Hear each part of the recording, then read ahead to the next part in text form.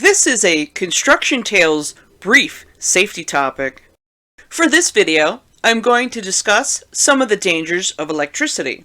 For today, I opted to discuss the importance of using a GFCI strip while using power tools when at work or home.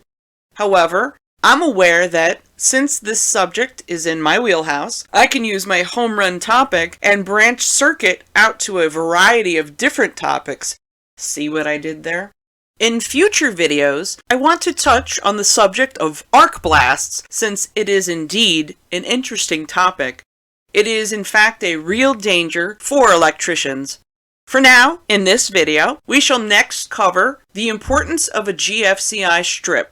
Yes, the modern power tool protects you since they are double insulated. Additionally, they also have a clutch these days to keep you from getting hung up while drilling surfaces such as concrete. Ask any old-timer who has been in the business for at least 25 years about the old heavy-duty masonry drills with no clutch. As a first-year apprentice, I remember having the job of holding the ends of the extension cord at eye level. My journeyman had the masonry drill wedged between the wall, himself, and a ladder.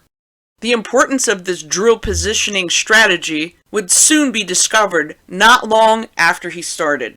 When the masonry bit got bound up in the deck, the power tool would wildly continue until the power source was removed. Boy, I realized the importance of my role the first time the drill bit became bound up. The poor guy went for a ride for a few seconds until I killed it. That experience initially put fear in my heart. I had to push down those fears since learning the business meant more to me than the fear. I was up on an 8-foot ladder, drilling through a wall with a 3/4 by 12-inch bit.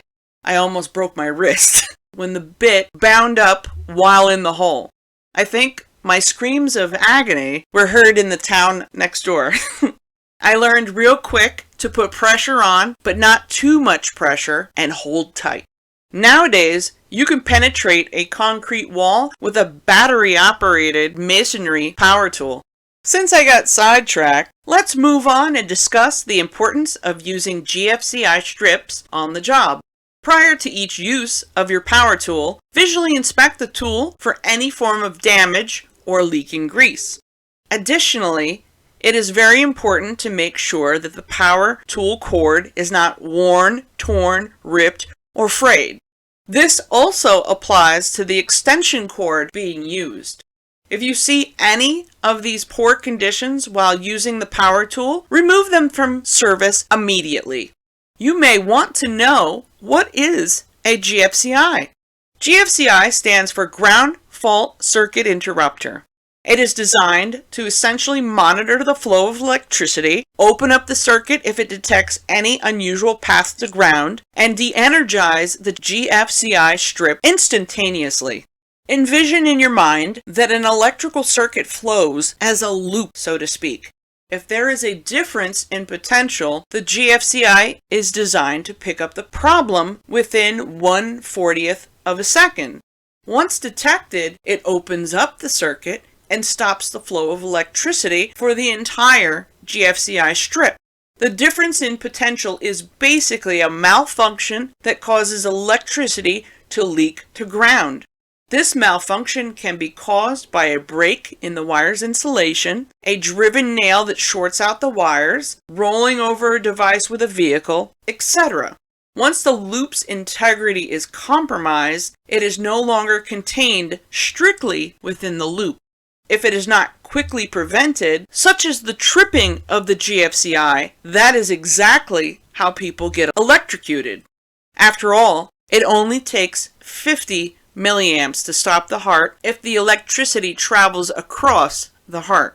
The best way for electricity to flow in that direction is to have one left hand on the hot leg and the other right hand on a piece of metal that serves as a means to ground. The electricity always looks for the path to ground. Therefore, the electricity can travel from the left hand to the right hand and pass right over the person's heart. This is exactly why I place my left hand behind my back in my back pocket while securing a breaker in the electrical panel. I then use my right hand to turn the screwdriver to lock in the circuit breakers into the panel. I'm trying to avoid creating a path where one hand goes to power and the other goes to ground. Electricity, especially in higher voltages such as 277 volts, can cause your muscles to contract and freeze. This can make removing yourself from the path of electricity almost impossible. The best thing you can do if witnessing your coworker being hung up on an energized circuit is to hit them with a piece of wood or something rubberized and knock them off of the power source. Well, my friend, this wraps up what I have on some of the dangers of electricity. This concludes this Construction Tales safety topic. Come back for more topics soon.